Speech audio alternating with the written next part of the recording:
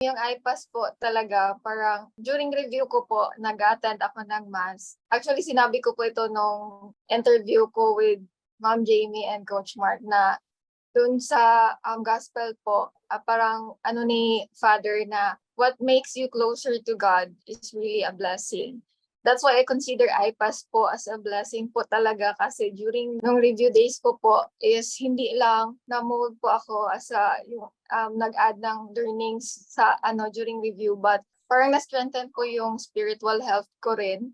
Kasi nga po, yung mga lecturers, actually, the entire IPAS community, yung nag-share po sila ng mga verses, tapos in-encourage po talaga nila yung students, in-uplift po nila yung spirit ng students.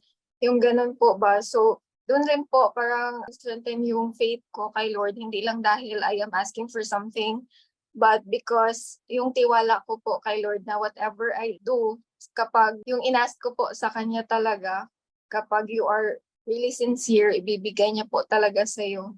Yun po.